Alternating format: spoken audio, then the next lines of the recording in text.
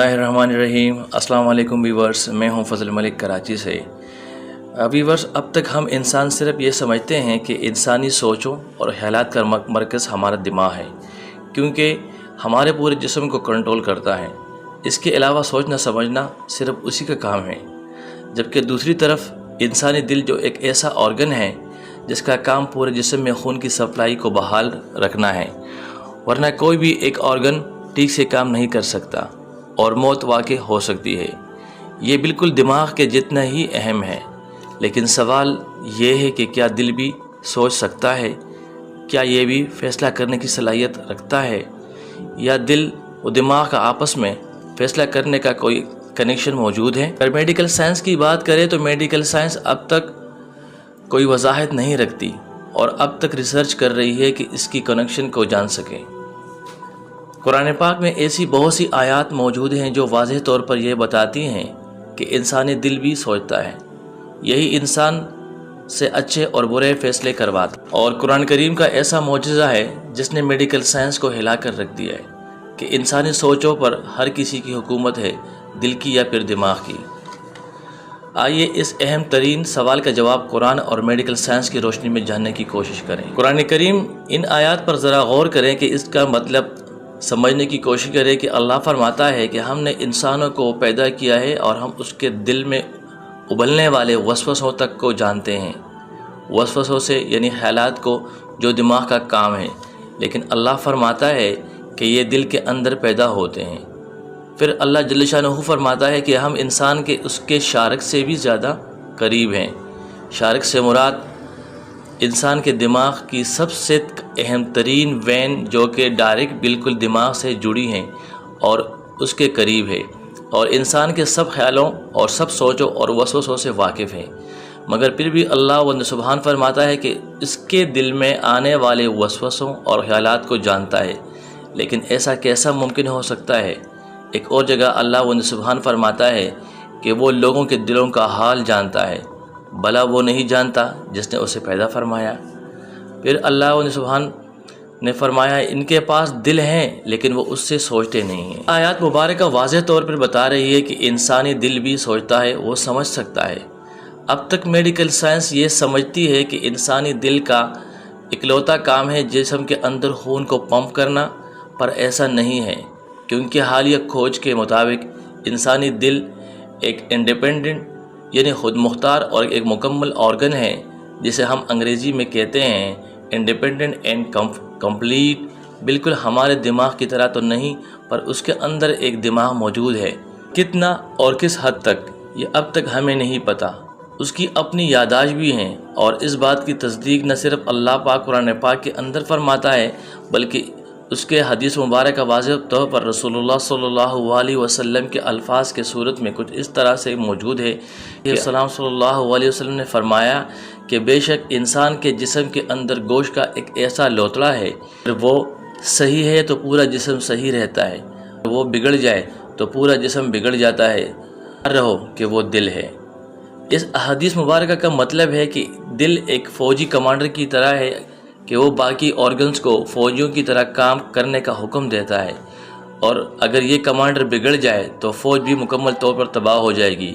यानी हमारा जिस्म इंसानी दिल में मौजूद ये छोटा सा दिमाग 1000 नर्वस सेल से बना होता है, और ये नर्वस सेल वो होते हैं जिससे हमारा दिमाग बनता है, और उसका पैगाम लेकर जाने वाला सिस्टम भी हैरतअंगेज़ खोज है कि इसने पूरी मेडिकल साइंस को बदल के रख दिया है। यानी कि एक मेडिकल डॉक्टर मार्कर के मुताबिक दिल के अंदर मौजूद इस छोटे से दिमाग की वजह से हमने मेडिकल के नए टर्म्स की बुनियाद रखी, जिसे कहा जाता है नर्वस न्यूरो कार्डियोलॉजी, जिसमें दिल के अंदर मौजूद इस छोटे से दिमाग को वजाहत से पढ़ने के लिए और उस पर मज़ीद खोज करने के लिए दावत दी जाएगी। वो कहते हैं अपनी बात के लॉजिकल सबूत के अंदर, वो कहते हैं कि जब भी इंसान दिल को धड़कन तेज़ या कम करने के लिए कोई सिग्नल भेजते हैं तो वो अपनी मर्ज़ी के मुताबिक रिएक्शन करता है, ना कि आपके रिएक्शन के मुताबिक। कभी कभार तो आपका दिल रिएक्शन आपके सिग्नल के मुताबिक उलट होता है। हम उसे अपनी मर्ज़ी के मुताबिक कंट्रोल नहीं कर सकते, जैसे कि दिमाग को कर सकते हैं। इनके मुताबिक दिल और दिमाग एक दूसरे से केमिकल रिएक्शन की सूरत میں ایک دوسرے سے بات بھی کرتے ہیں اور ان دونوں کی صحت یا ایک دوسرے کا آپس میں کنیکشن ایک دوسرے پر ایفیکٹ بھی کرتے ہیں۔ مثال کے طور پہ اگر دل اداس ہے یا وہ ٹینشن میں ہے تو اس کا اثر ان کے دماغ پر بھی ہوگا۔ الٹا بھی یعنی دماغ بھی بالکل دل کے لیے بالکل ایسا ہی محسوس کرے گا۔ آپ یقین کریں گے کہ آج سے 1400 سال پہلے نازل ہونے والے قرآن کریم کے اندر اللہ پاک بالکل یہی الفاظ دہراتے ہیں کہ عقل کے ذمہ دار صرف دماغ نہیں بلکہ قلب یعنی انسانی دل ہے، اور انسانی جسم میں روح کے رکھنے کی جگہ بھی یہی ہے۔ ایک اور جگہ فرماتے ہیں کہ ان کے پاس دل ہے لیکن یہ ان سے سمجھتے نہیں، یعنی اللہ تعالیٰ نے سوچنے سمجھنے کی نسبت دل کی طرف کی ہے، جس کی وجہ سے لوگوں کو یہ غلط فہمی ہوتی ہے کہ یہ کام تو دماغ کا ہے لہٰذا قلب سے مراد ہے، پر ایسا نہیں ہے، کیونکہ سوچنا سمجھنا روحانی طور پر دل کا کام ہے، نہ کہ جسمانی طور پر یہ دماغ کا کام ہے۔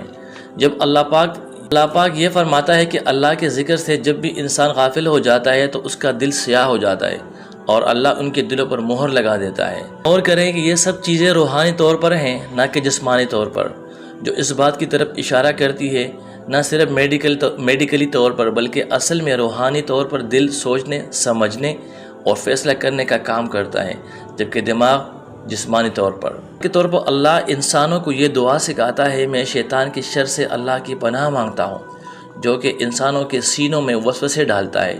ظاہر تو خواہشات شکوک و شبہات کو دماغ کے اندر پیدا ہوتے ہیں، تو اللہ اس کا ذکر دل کے اندر کیوں کر رہا ہے کہ روحانی طور پر ہوتا ہے، فزیکلی ہمیں نظر نہیں آتا۔ یہی وجہ ہے کہ ہر ٹرانسپلانٹ یعنی دل کی آرگن بدلنے کے باوجود بھی کسی بھی شخص کے جذبات بدلتے ہیں۔ جسم کا آرگن بدلا گیا ہے نہ کہ اس کی روح کو۔ انسان کا چونکہ اس کا دل ہی وسوسوں اور برے حالات اور گناہوں کا مرکز ہے، اس لیے بچپن میں رسول پاک صلی اللہ علیہ وسلم کے سینہ مبارک کو چاک کر کے آپ کے دل مبارک کو باہر نکال کر زمزم کے پانی سے دھونے کے بعد حضرت جبرائیل علیہ السلام نے اسے واپس لگا دیا تھا۔ اللہ کا یہ حکم بنا کسی مصلحت کے نہیں تھا، کیونکہ آج روح انسان دل کے اندر ایسی پھیلی ہے جیسے گلاب کے پتی کے اندر سرخ رنگ اور کوئلے کے اندر آگ۔ اس روح کا مرکز انسان کا دل ہے، جیسے انسانی وجود کا مرکز انسانی دماغ ہے۔ قرآن کریم میں اللہ پاک واضح طور پر انسانوں کو یہ فرماتا ہے کہ جب انسان نیند کے اندر ہوتا ہے تو اللہ پاک ان کی روحوں کو قبض کر لیتا ہے، اور جس کی موت کا وقت قریب آ گیا ہو اس کی روح عالم ارواح کے اندر ٹھہر جاتی ہے، اور جس کی موت کا حکم ابھی نہیں آیا وہ روح ہر صبح کو اس کے جسم کے اندر واپس لوٹا دی جاتی ہے جب تک کہ اس کا موت کا وقت قریب آ جائے۔ انسانی جسم کے روح کے چھوڑنے کا یہ عمل بالکل اس کے دل کی وجہ سے ہوتا ہے، کیونکہ انسانی جسم کے دل کے اندر روح موجود ہوتی ہے، اور جب یہ روح انسانی دل سے نکل جاتی ہے تو انسان کو موت واقع ہو جاتی ہے۔